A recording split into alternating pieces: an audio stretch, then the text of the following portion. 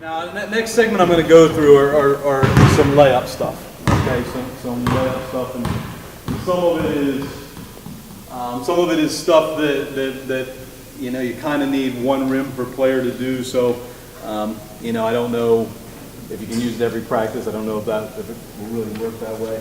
You certainly, if you want to work on layups, you can do that baseline shooting drill that we showed you earlier and that off drill that we showed you earlier. And those will get you some layups in a team, everybody involved kind of format.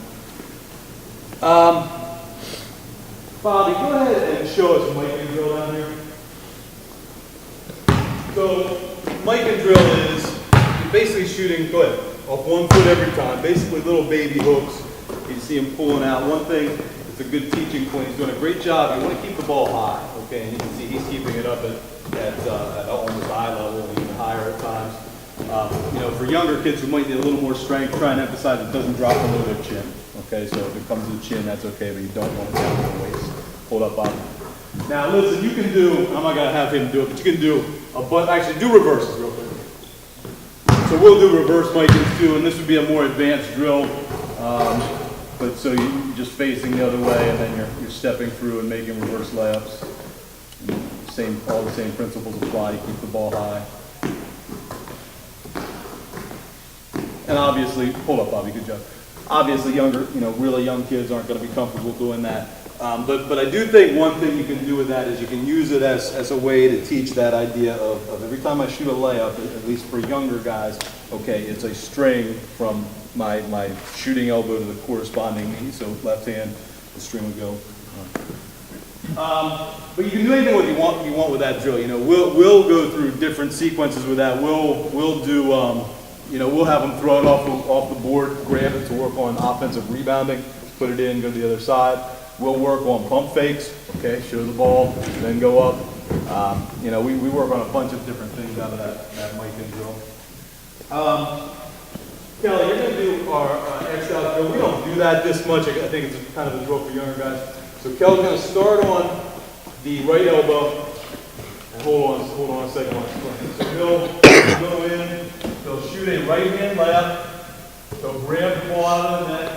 He'll dribble out with his inside hand, touch the elbow, turn, come back in, shoot a layup.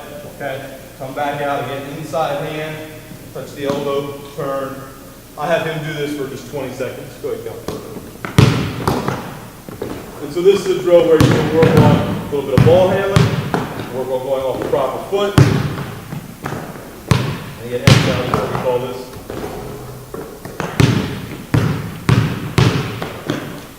One more on both sides, Kelly. One more on both sides.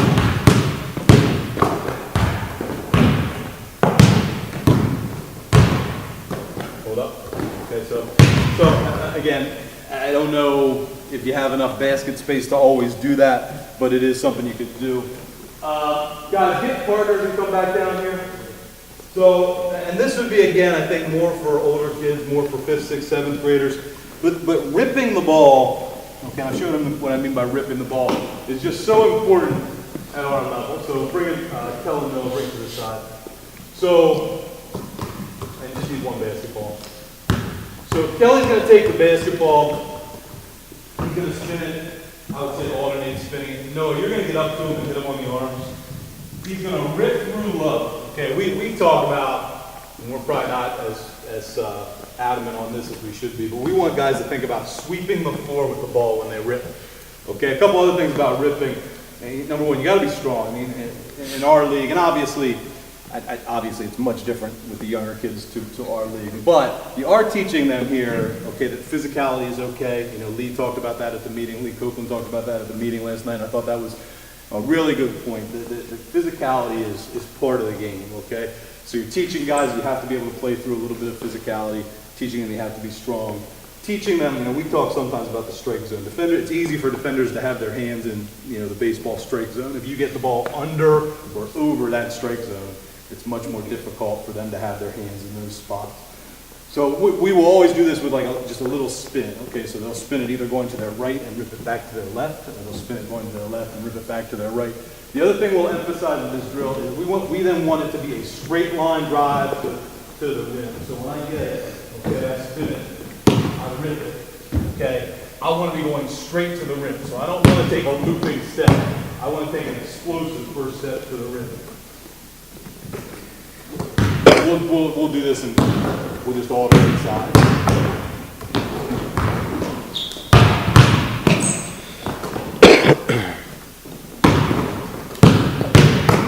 And I'll really get all my guys about a couple things here. We did a good job fouling. I want my guys to foul them. Okay, not just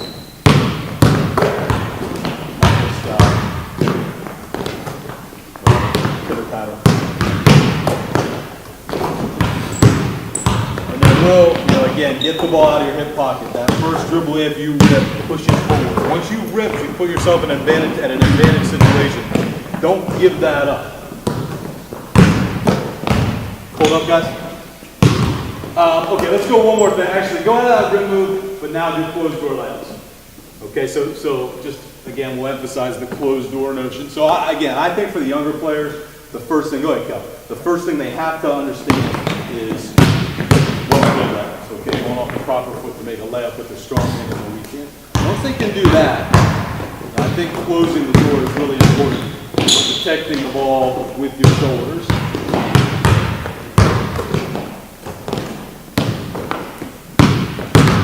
Hold up, guys.